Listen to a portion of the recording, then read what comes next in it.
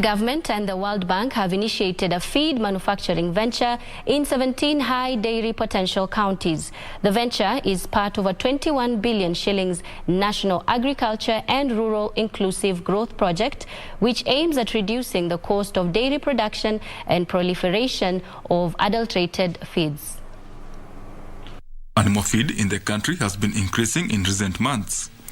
On average, a 70-kilo bag of animal feeds retail at an average of 3,000 shillings from the previous average of 1,800 shillings, with the cost of animal feed constituting more than 70% of the total production. The higher animal feed price has been blamed on increased maize prices and a ban on soya export by Zambia, where Kenya sources most of our beans.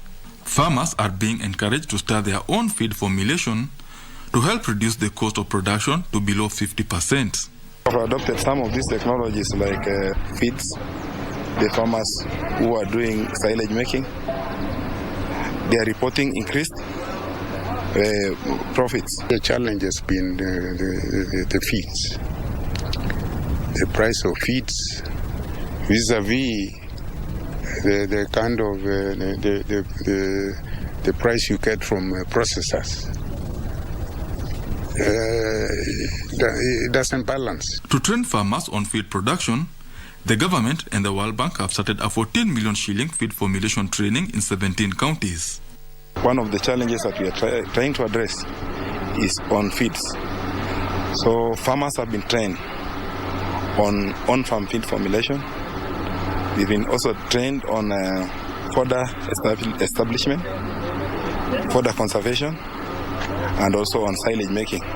Kampuni kubwa wako juu zaidi, lakini challenge kubwa kenye kinafanya sasa, yetu ilikuwa chini, lakini sasa nayo material imekuwa juu sana. Inatubidi tuongeze kidogo juu tunakuta na hata kukosa inakuwa ni kazi ngumu sana sasa kutafuta.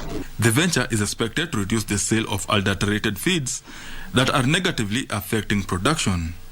Benson Ruba reporting for Lunchtime News.